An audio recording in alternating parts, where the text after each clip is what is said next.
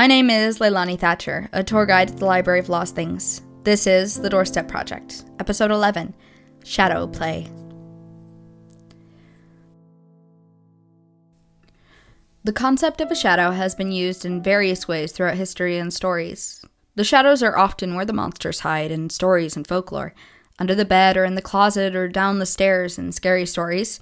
Of course, there's different versions of the boogeyman depending on what culture you come from. In Peter Pan, his shadow is his friend. In the story The Shadow by Hans Christian Andersen, the shadow is a separate person who learns about the world and eventually, well, I won't spoil the ending. The Shadow is one of my personal favorite stories. Either way, the shadows in these stories grow and change depending on how they are shaped. Ian was a young boy when his mom came home with the old shadow puppets. She'd seen them at an estate sale and had hoped her son might enjoy them. He already loved telling stories and putting on plays, and this way he could run a production without friends to help. Ian's mom was right. Ian loved the shadow puppets. He'd tell new stories almost daily. There were 4 puppets, all translucent and colored plastic. There were 2 men, one with wide eyes and open arms like he was welcoming someone. The other's hands were closed and his eyes squinted in concentration.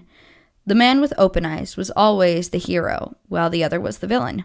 The villain would ride the horse puppet, a beautiful plastic piece with a mane shaped to look almost like fire.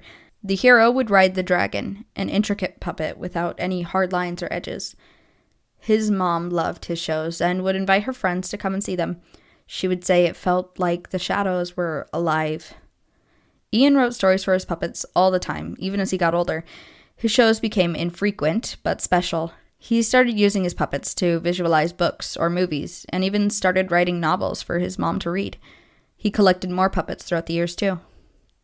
Years passed, and Ian continued to enjoy creating shadow plays. There would be months when he would be too busy or distracted, and he would leave his puppets in their box, but he always came back. Until he didn't. Ian was in middle school now, and everything changed. Friends he considered brothers now thought of him as an enemy. People who were acquaintances were now afterthoughts. Ian was never good at sports. He didn't like music, and he was just average at school. He felt completely alone, and it was his fault. That's what everyone said. His best friend had told him that he was too weird and that he needed to grow up. Others said he needed to lighten up, that it wasn't a big deal. Another friend told him he was too distant and had treated his friends poorly, while another one had told him he was obnoxious and nagging. Ian found himself eating in the library alone. He was the last picked for PE teams. He was never picked for group projects, and worst of all, he stopped writing. It had never been a secret that he did shadow puppet plays, and there were plenty of people who had made fun of him throughout the years, but never his friends. Now those people who he thought were friends made it a point to make fun of him in front of everyone. Middle school is a hard time for anyone.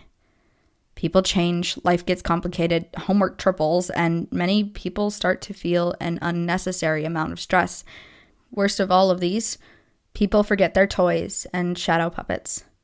They stop playing and creating and imagining. Most toys wouldn't mind, of course. People move on from them all the time. Maybe they'll end up in a thrift store somewhere and another child will play with them for years. Most toys wouldn't mind. But shadow puppets are not toys, and they do mind. Ian had a strange dream one night. He was sitting in the front row of an old theater. 2 men stood on stage, one welcoming everyone to the show. The other stood still, concentrating on the crowd. Ian looked around and realized that the theater was empty, except for him. And he realized that the second man was not surveying the crowd. He was only staring at him. "What are you doing?" the man asked. Ian looked around again. "Ian," the man said forcefully, "what are you doing?" "Looking for my friends," Ian said. The man folded his arms, and Ian saw that his hands were curled into fists. "You have none. There is no one to look for." The other man hushed his friend. "Don't be cruel." The first man pointed at Ian angrily. "He has forgotten us." The quiet man turned to Ian sadly. "He has forgotten himself." Ian shrugged, confused. "I'm sorry. I don't know you." The angry man shook his head. "You know us well. We are you." "What?" The kind man spread his hands. "We are you." We are the versions of you that were presented in your plays. We are the hero and the villain. We are you. Ian stared at the two men. You're the puppets. The kind man nodded. We are the hero and the villain. So, Ian said, more sure, you're not me. You're just my shadow puppets. The angry man squinted. We are your shadows. You wrote us, hero and villain. The kind one nodded. You are a writer. Writers create characters that reflect their hearts. Ian shook his head. I didn't mean to. Writers never do. The kind man stepped off the stage and approached Ian. You shaped us to who we are, but you have forgotten. Ian stared at the angry man. I created the villain that reflects me? The kind man put a hand on Ian's shoulder. And the hero that reflects your intent. No person is purely good or evil, friend. There are many lessons to learn from this story. Whether Ian learned any of them or not doesn't affect the story. The first lesson we can learn is to never forget your imagination. Your childhood shaped who you are today in many ways. The things you found joy in as a child are often things that you can continue to enjoy, even if you're all grown up. The second lesson is the shadows that are formed by our lives have purposes. The happy memories make shadows just as deep as the painful ones. Remember that everyone has shadows, happy and painful, and these shadows affect how people interact with the world around them. Always act with grace, because you never know what kind of shadows may follow your friends or family. The third lesson is explicitly stated in the story. I created the villain that reflects me, and the hero that reflects my intent. The way I understand this might be different for you, and I'd be interested to hear your thoughts. I think of this as two aspects of ourselves.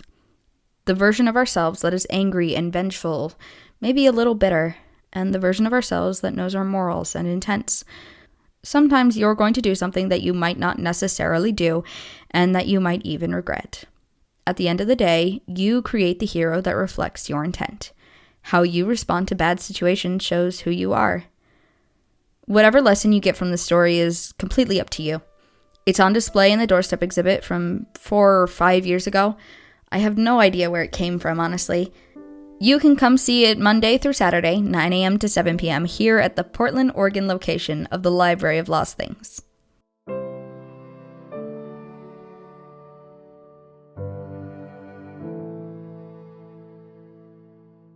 Thank you for listening to The Doorstep Project. This audio drama was created and produced by Family Friendly Podcasts. If you enjoyed the podcast, leave a rating and review on your podcast app of choice or share it with a friend. Leilani and the project will be back next week. Until then, write every day. One day your story could be in a museum.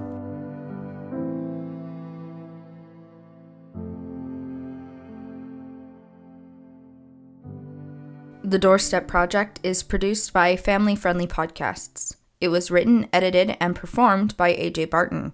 Sound effects for this podcast are provided by Zapsplat. Music used in this podcast includes Reawakening by Kevin McLeod, licensed under the Creative Commons Attribution 4.0 license. You can learn more at his website, incompetech.com, or at creativecommons.org. Both music and sound effects have been changed and edited by AJ Barton. Links for websites, information, and contact can be found in the description of the episode. Would you like to submit your story or art to the Doorstep Project? You can find information for story submission at familyfriendlypodcast.com/The Doorstep Project.